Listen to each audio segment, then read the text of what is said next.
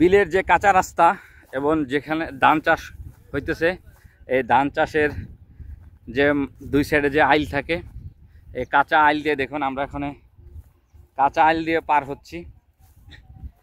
আমার পিছে আছে রবিন ভাই, আর ওই দেখুন সামনে রমজান আর বাপ্পি পার হয়ে গেছে।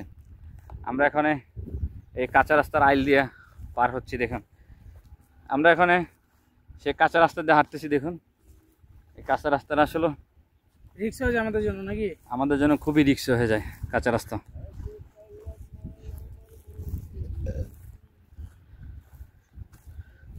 খুবই কাঁচা রাস্তা দিয়ে হাঁটতেছি আমরা। দেখুন পাক্কে পুক্কে পড়ে যেতেছি কাঁচা রাস্তা দিয়ে।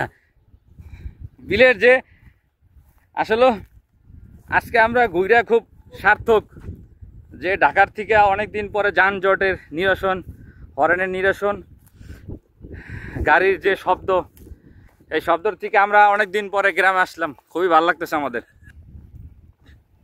ওইটাতে নেটওয়ার্ক উচ্চা বেশি। হ্যাঁ, ওই রোডটা থেকে এই রোড একটু উঁচা বেশি। আমরা এখানে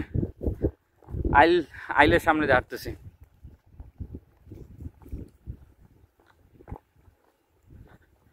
এখানে মনে হয় পানি যায়, হ্যাঁ ক্ষেতের পানি যে বাক করে দেয় জায়গায় জায়গায়।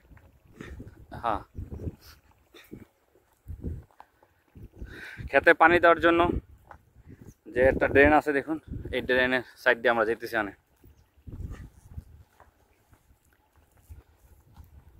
অসাধারণ সবুজ শ্যামল বাংলাদেশ, ধানে বিখ্যাত বাংলাদেশ।